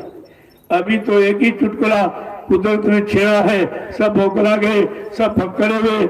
आज यहाँ देख रहे हैं कि संसार में समाज परिवार में तो रोक टोक लगी कि 10 आदमी एक साथ नहीं बैठेगा, इतना भय व्याप्त है। लेकिन यहाँ निर्भय क्यों? ये 88,000 ऋषियों की तपोभूमि, मेरा इसमें कुछ नहीं है, ना मैं कुछ अपनी तरफ से कह रहा हूँ। मैं तो उस भूमि की प्रशंसा और उस तपोभूमि का लाभ लोगों को बता रहा हूँ जो रामचरितमानस में लिखा। तीर्थ वर नैमिष विख्याता अति पुनीत साधक सुखदाता। ये तीर्थों का तीर्थ, तीर्थों का राजा नैमिषारण्य पावन पुनीत है। यहाँ जब किसी के संत के साधक आएंगे, नाम की साधना करेंगे, उनको सच्ची सुख शांति मिलेगी, लाभ उनको मिलेगा। ये रामचरितमानस नहीं कहा कि पंडा पुजारियों को लाभ मिल जाए। कितने गांव बस गए लेकिन इस लाभ से कितनी दूर बैठे, कितने शहर कस्बे बस गए लेकिन इस अध्यापी इस तपोभूमि के लाभ से वंचित है। उनको मालूम नहीं है, अगर रामचरितमानस को पढ़ लेते तो इस भूमि का लाभ आप सब प्राप्त कर लेते। लेकिन जब तुमने उसको नहीं पढ़ा तो तुम्हारी बात कैसे मानोगे? लेकिन मानो न मानो हम अपनी बात कहते रहेंगे। मैं जानता हूं कि आप नहीं मानोगे, लेकिन मैं बताऊंगा जरूर, तो मेरा फर्ज है, मेरा कर्तव्य है, मेरी ड्यूटी है, मैं उस काम को बराबर करूंगा। जय गुरुदेव, जय गुरुदेव, जय गुरुदेव। नाम किसका? प्रभु का। जय गुरुदेव। नाम किसका? प्रभु का। प्रभु का प्यारा नाम। खड़े हो जाइए तो अभी नहीं खड़े हो पा रहे, इतनी सुस्ती है। उतनी देर है जितनी देर में तुम खड़े हो रहे, बाकी देर और कुछ नहीं। तुम जल्दी से खड़े हो जाओ और काम के लिए चल पड़ो तो तुम्हारा काम कितनी जल्दी हो रहा है। लेकिन जब तक खड़े नहीं होगे, चलोगे नहीं, तो तुम कैसे वहां पहुंचोगे? चलना तो जरूरी है। अब दोनों तरफ का, इधर भौतिक जगत में, उधर आध्यात्मिक जगत में, दोनों में आपको चलना है और दोनों में चल के काम करना है। यही तो बात समझनी है कि परिवार समाज देश में कैसे रहे और इसी में समय बचाकर अपने असली घर जाने की तैयारी कर ले। जय गुरुदेव, जय गुरुदेव, जय गुरुदेव। नाम किसका? जय गुरुदेव। नाम किसका? प्रभु का प्यारा नाम। जोर से बोले, काम मिल बोलो, बोलना होगा। अभी से बोलो, दर्द हरेंगे, सब कष्ट मिटेंगे, तो शांति भी देंगे। सबके दाता, सबके मालिक, प्रेम से बोलो। ये नाम नहीं इंसान का, ये काम नहीं इंसान का। देखो नाम कितना बलपूर्वक कह रहा, मैं वो काम करूंगा जो सतयुग त्रेता द्वापर के नाम में नहीं किया। कलयुग का जगाया, संत महात्मा फकीरों का, ये जो गुरुदेव नाम प्रभु का, ये प्रभु करेगा। प्रभु की सारी सत्ता है। प्रभु किसी न किसी के नाम से तो आता ही है और उसी नाम से काम करता, उसी नाम से इतिहास लिखा जाता, उसी नाम से लोगों को लाभ दिलाता। तो ये तो जानकारी आपको रखनी चाहिए थी। आज कलयुग का जगाया संत महात्माओं के द्वारा ये सबकी सुख शांति देने वाला, सारी बीमारी महामारी खत्म करने वाला, सबको सच्ची सुख शांति देने वाला, न्याय सुरक्षा रोजी रोटी महंगाई को घटाकर सबको कम देने वाला, इतना बड़ा नाम, इतनी बड़ी महिमा। अब जो भी काम होगा जय गुरुदेव नाम से, किसी नाम से नहीं, किसी नाम के चक्कर धोखे में मत रहना, कोई काम कर ही नहीं सकता। काम होगा जय गुरुदेव प्रभु नाम से, क्योंकि प्रभु ये सारी सत्ता है, मृत्युलोक से लेकर सतलोक अलग अनाम तक। जब परमानी सत्ताधारी स्वतः आ गया नाम लेकर के, उसके काम को कौन रोक सकता? इसीलिए आपके सामने बलपूर्वक कहा गया था, मैं परिवर्तन करने आया हूँ, परिवर्तन करके ही जाऊंगा। कोई माई कारण हमें इस परिवर्तन से न रोक सकता है, न मेरा काम कोई कर सकता है। ये सब आपको बताया गया। 9 वर्ष मैंने राष्ट्रीय मंच लगाकर यही संदेश दिया।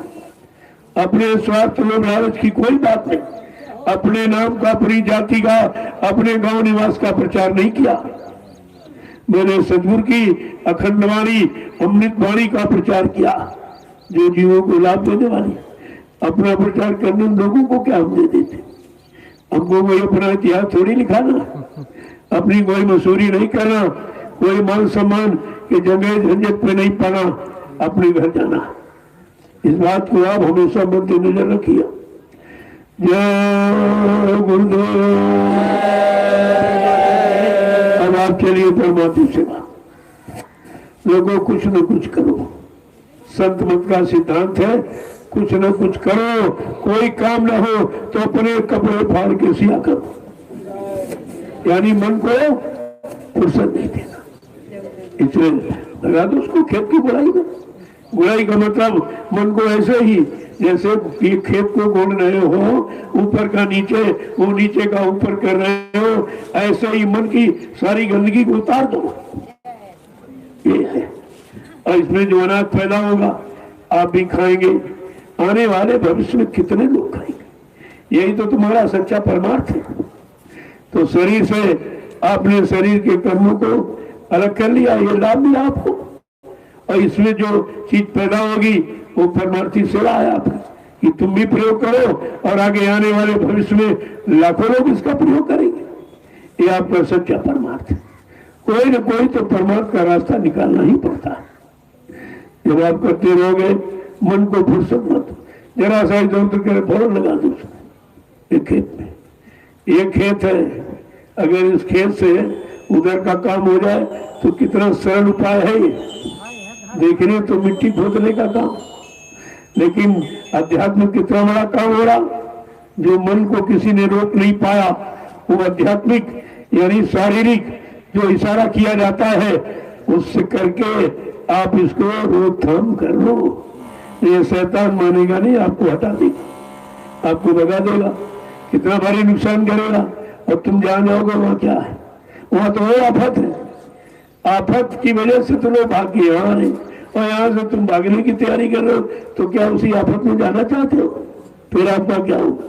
न इधर के रहे न उधर के रहे, कहते न घर के न हाट के, कहीं के नहीं रहोगे, फिर आपका मतलब जीवन घर चला जाएगा। जय गुरुदेव। अब आप लोग चलिए सेवा, लोगों उधर काम हो रहा, उधर भी, उधर हो रहा, उधर भी। इधर तैयारी हो रही है कि जल्दी से आप छुट्टी निकाल दीजिए। तो बेचारे दौड़ रहे, भाग दौड़ करके बल्ली खरीद रहे हैं, और रिप्लाई तो आ गई है, बल्लियां सीधे खरीद लें और जल्दी से काम शुरू हो जाए, ताकि आपके दिए हुए सामान की सुरक्षा होगी। जब मैं जगह जगह कार्यक्रम करने जाता हूँ, मैं तो मांगता नहीं किसी, मैं तो हाथ जोड़ता सीधे, नहीं हमको कुछ, मैं क्या करूँ। लेकिन प्रेमी कहते नहीं नहीं, अरे भाई जो वहाँ सेवा कर रहे हो उन सेवादारों के पास हमारा सामान पहुँचा दो, तो हमारा हमको भी कुछ परमात्मा का लाभ मिल जाए। अब वो सामान यहाँ रखने की जगह नहीं थी, तमाम चूहों ने एकदम खराब कर दिया, काट फूट कर, क्योंकि ये झोपड़ियाँ तो चूहों का घर बन गया, रहने की उनकी सुविधा हो गई। तो उन्होंने कहा जल्दी से इनको हटाओ और उसका निर्माण करो, ताकि प्रेमी बड़ी श्रद्धा सेवा भाव से सामान देता है तो उसके सामान का दुरुपयोग न हो, इसलिए निर्माण किया। मेरी तो झोपड़ी बरकरार है, मैं क्या करूंगा सब करके, ये कमी है समझो। देखो आप रहते हो झोपड़ी में, भी तो झोपड़ी में रह रहा हूँ, मैं कोई मालूम थोड़ी रह रहा हूँ। ये कभी मत सोचो, अगर तुम झोपड़ी में हो तो मैं भी झोपड़ी, मैं भी हुई है।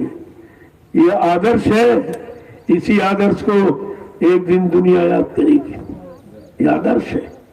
और ये गुरु का आदर्श है, गुरु ने आदर्श यानी आदर्श में रहना करना सिखाया है और कहा सत्संगियों तुम्हें आदर्श बनना है, संदेश सतगुरु का तुम्हें चरितार्थ करना है, ये संसार को दिखा देना कि यानी मतलब गुरु सेवा और गुरु भक्ति और गुरु आदेश पालन किसको कहते हैं, ये आपको दिखाना है, इसलिए आपसे कराया जा रहा।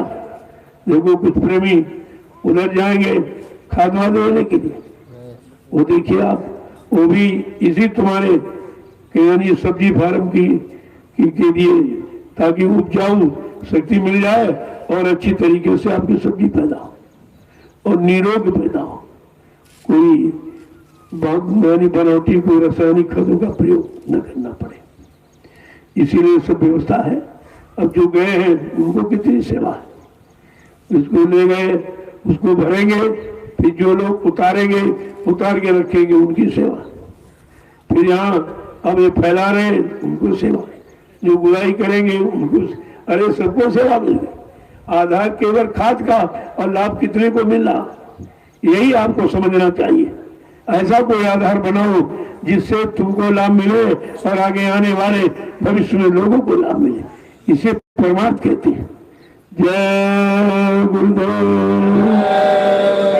आज सारा हिंदुस्तान चकाचौंध है तुम्हारी ये परमार्थी सेवा को देखकर, तुम्हारा एक पारस्परिक मेल मिलाप देखकर।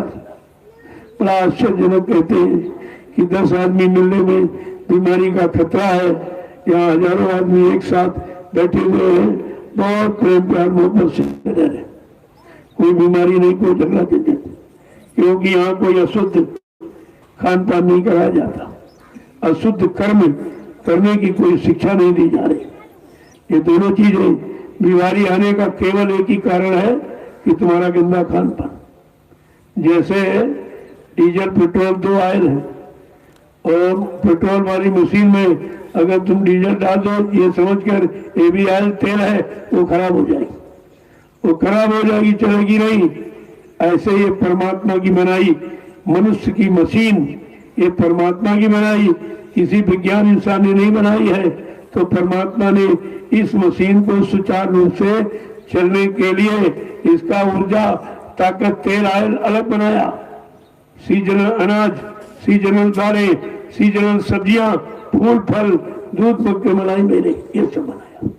ये है संतुलित आहार, सात्विक आहार। जब सात्विक आहार करोगे तो सात्विक विचार आएंगे, तामसी आहार करोगे तामसी विचार आ जाएंगे। तो ये तो भोजन पर आधारित है, जैसा करो आहार वैसे बने विचार, ये सिद्धांत है। हम जैसा आहार करेंगे हमारे विचार वैसे ही बनेंगे। तो जब विचारों का जन्म आहार से होता है तो अपने विचार शुद्धिकरण के लिए आप संतुलित आहार, शाकाहार और शुद्ध आहार का प्रयोग क्यों नहीं करती? नहीं करोगे परेशान हो जाओ, मनुष्य मशीन खराब हो जाएगी कि दूसरा तेल आप डाल रहे हो, और जब खराब हो जाएगी उसी खराबी को आप बीमारी कहते हो, खराबी को ही आप बीमारी का नाम दे रहे हो। जय गुरुदेव। अब आप चलिए, लोगों मैं शाम को सबसे मिलता हूँ, कोई नहीं कह सकता भाई मिलते नहीं, ये कामयाब नहीं है। अब दिन में तुम्हारी सेवा में बाधा न पड़े, हम कोई योजना व्यवस्था बना रहे उसमें कोई बाधा न पड़े, इसलिए मैं शाम को सबसे मिल रहा हूँ। हाँ कोई इमरजेंसी विशेष किसी को है तो उससे मिल लेता हूँ, लेकिन बाकी अपना समय हमारा समय खराब न करो, न अपना खराब करो, वो बार बार मिलने जुलने में हमारा भी समय खराब मत करिए कि ये सब काम होना है और सब हम लोग तो सब मिल करके इस काम को कर ले तो जल्दी हो जाएगा। आगे आने वाले करोड़ों लोग लाभ उठाएंगे उससे, इससे बड़ा परमार्थ तो सेवा हो ही क्या सकती। जय गुरुदेव। अब आप चलिए सेवा पहले तो उसकी बुराई करवा दो, फिर एक बार ढंग से क्योंकि अब बीज डाल दिया जाएगा धान का, आज धान का बीज पड़ जाएगा, उसको धीरे से एक दिन 24 घंटे फैलाओ पानी में, हमको डाल दो, रात भर फूलता रहेगा, इसके बाद निकाल कर उसको मतलब यानी उसकी पौध तैयार करो। जब पौध तैयार हो तब प्रेमी आ जाएंगे, उनको सेवा मिल जाएगी लगाने की। जिसने पौध डाली उसकी सेवा, जो पौध को उखाड़ेगा उसकी सेवा, उखाड़ कर जो खेत में पहुंचाएगा उसको सेवा, फिर जो इसको पौध को लगाएंगे उनकी सेवा। देखो एक दाने से कितने को लाभ मिला, ऐसे लाभ दिया जाता है। जब इस तरह से व्यवस्था बन जाएगी तो सबको लाभ मिल जाएगा, उसमें गरीब अमीर की क्या बात। जय गुरुदेव। अब उनको ले जाइए, चौरसिया जी ले जाओ और गुड़ाई करवाइए आप, ताकि ये बेकार न बैठे। जब बैठोगे बेकार इसकी उसकी निंदा करोगे और तुम कुछ कर सकते नहीं, तुम्हारा मन जो करता रहा वही तो करोगे। इसलिए इसको काम में लगाए रखो। 2-3 बार इसकी गुड़ाई करवा दी और फिर इसके बाद ये को जो कल आपने मूंग का खेत जो हरी खाद बनाई है, इसको भी कई बार खाद डलवाएगा। खाद लेने गए तो खाद आ जाएगी तो उसको बाद में डलवा दिया जाए। वैसे जो खाद ये जमा है वो जो आपके प्रयोग कर रहे हो तो उसका ये जो खाली होगा तो वो खाद इसमें डाल दी जाएगी। सबके लिए अलग अलग व्यवस्था। उधर भी एक ढेर लगा है, जब तुम्हारी मक्का कट जाएगी तो उधर वो ढेर उसमें डाल दिया जाएगा। और कुछ अभी जो कम पड़ रहा है जिसके लिए प्रेमी गए हैं वो सब उधर अभी उधर लंबा खेत है, इधर कम उधर ज्यादा, तो उसमें जिसमें डाला है जो भी 2 खेत बाकी रह गए, एक जो वहाँ इकट्ठी है लेकिन वो कम पड़ेगी। एक ट्रक अगर वहाँ पहुंच जाए तो वहाँ के लिए पर्याप्त है। वो 3 टुकड़े भी पड़े जिनमें डालना सोचना आपको। जय गुरुदेव।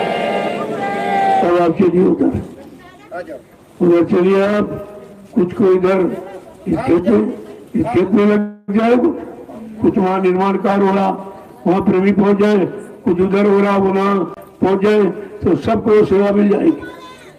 सेवा करने आए हो, किराया भाड़ा खर्च किया, समय निकाल के आए हो तो कुछ न कुछ सेवा जरूर, तभी आपको लाभ मिलेगा। बैठे बैठे तो कोई लाभ मिल जाएगा, बैठने का काम यह नहीं है। और जो कहीं कोई सेवा नहीं करते बैठ के भजन करो, आप भजन करिए तो तुम्हारा सेवा से भजन का आदान प्रदान हो जाएगा। तुम्हारी सेवा उनको, सेवा का लाभ तुम्हें और तुम्हारे भजन का लाभ उनको दिला दिया जाए। इस तरह से ये सब व्यवस्था लेने की ही है, पाने की। जय गुरुदेव।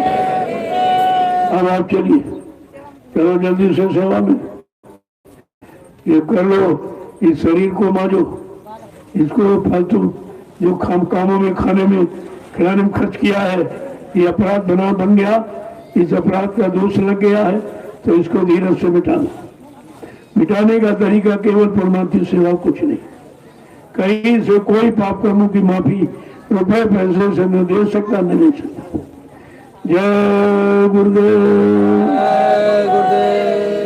अब आप लोग चलिए सेवा।